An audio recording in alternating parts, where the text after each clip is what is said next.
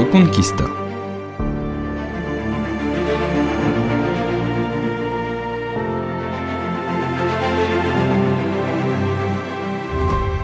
Bonjour à tous. Au 8e siècle, un événement majeur bouleverse le cours de l'histoire de la péninsule ibérique. Des armées venues d'Afrique du Nord, portant les bannières de l'islam, traversent le détroit de Gibraltar. En peu de temps, elles parviennent à contrôler une grande partie de ce qui, aujourd'hui, est l'Espagne et le Portugal. C'est le début d'une ère nouvelle, une époque de coexistence, de conflits et de changements culturels profonds. Mais l'histoire ne s'arrête pas là. Parallèlement à l'émergence de ces nouveaux royaumes musulmans, un mouvement de résistance s'anime dans les montagnes du Nord. Les royaumes chrétiens, petits mais résolus, commencent leur longue lutte pour reprendre les terres perdues. Cette lutte, connue sous le nom de Reconquista, s'étend sur près de 8 siècles, du 8e au 15e siècle, façonnant non seulement la géographie politique de la péninsule, mais aussi son tissu culturel et religieux. C'est une période complexe et riche d'histoire.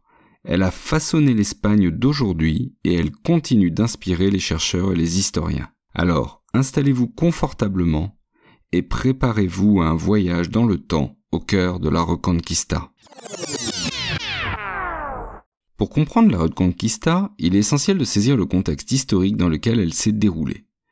Notre histoire commence donc au début du 8e siècle, une période marquée par des bouleversements majeurs dans la péninsule ibérique. Alors avant l'arrivée des armées musulmanes, on a une région qui est sous domination des Wisigoths, un peuple germanique qui a établi son royaume après la chute de l'Empire romain d'Occident. Mais leur règne n'est pas très stable et il est marqué par des luttes internes et une faible centralisation du pouvoir. En 711, un tournant décisif se produit.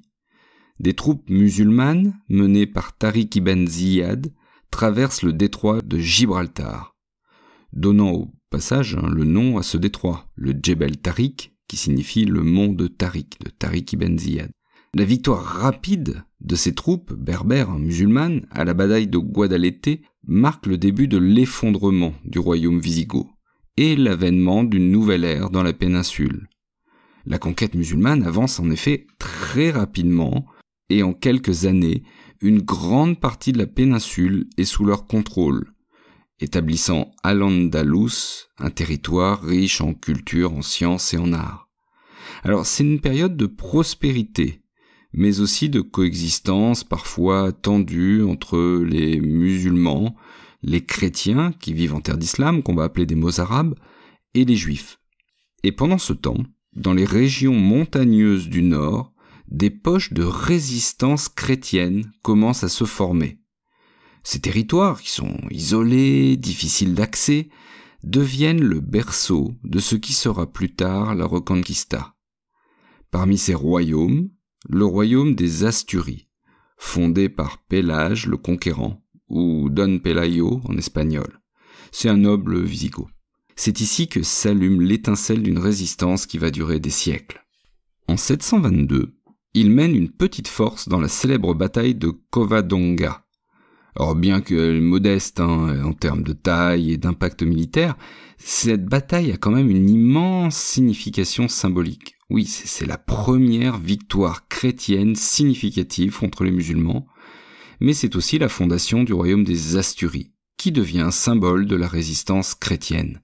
Au fil des années, le royaume des Asturies grandit en puissance et en territoire, étendant son influence au-delà des montagnes du Nord. La figure de Pélage devient légendaire, comme un symbole de résistance et d'espoir pour les chrétiens de la péninsule. Alors parallèlement, il y a d'autres royaumes chrétiens qui commencent à émerger.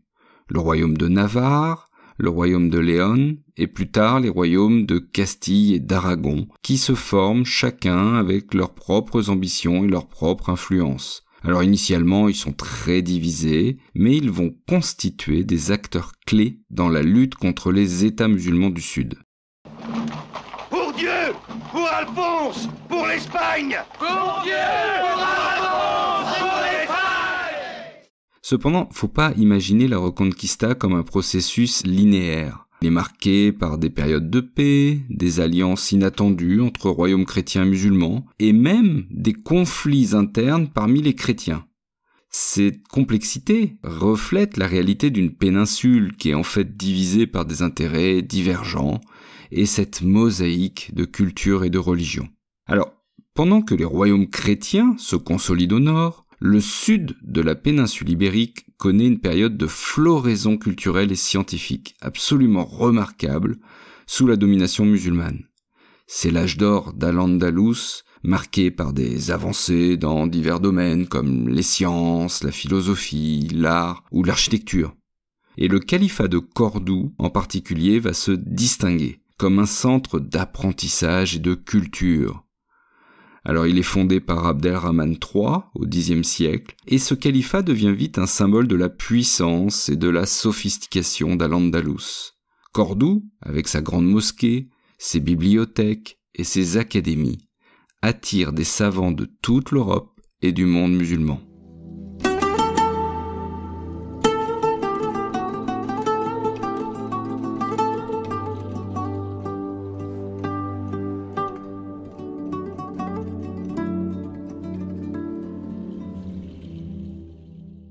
Cependant, à la fin du Xe siècle, le califat commence à s'effriter, fragmenté en de multiples petits royaumes connus sous le nom de taïfas. Ces taïfas, culturellement riches, sont politiquement et militairement beaucoup plus faibles que l'était le puissant califat unifié.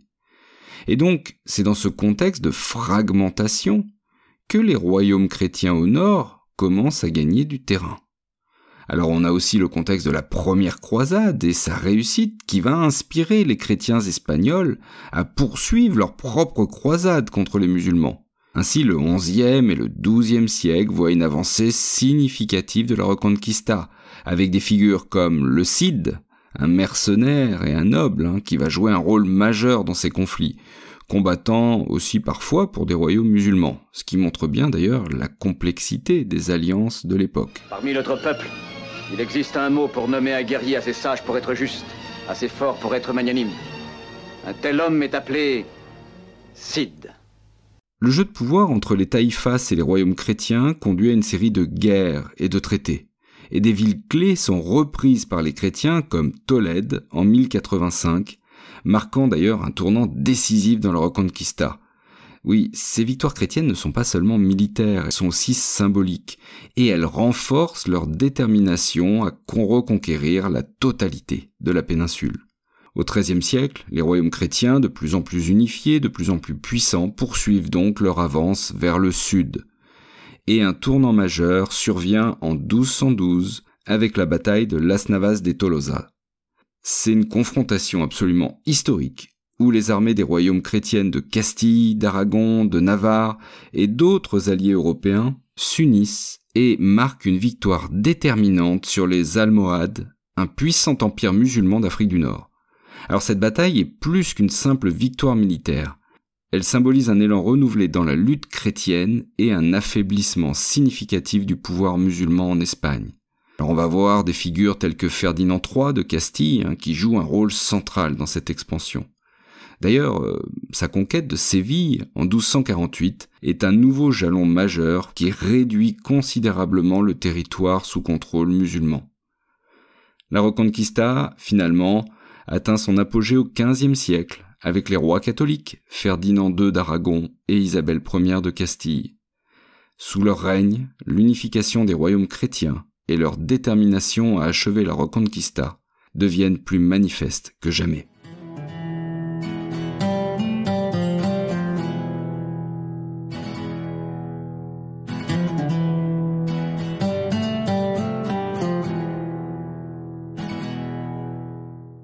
La chute de Grenade, en 1492, marque la fin de la Reconquista. Après un siège long et difficile, la ville se rend, mettant fin à près de 8 siècles de présence musulmane en Espagne.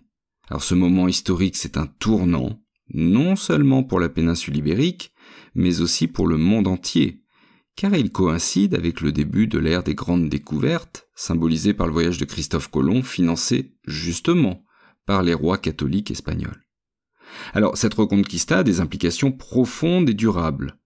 Elle conduit à l'unification politique de l'Espagne, mais aussi à des changements importants dans la structure sociale et religieuse du pays. Par exemple, 1492, c'est aussi l'expulsion des Juifs. Et un peu plus tard, au début du XVIe siècle, la conversion forcée ou l'expulsion des musulmans restants. C'est une des conséquences de cette Reconquista. C'est une Espagne totalement chrétienne qui apparaît.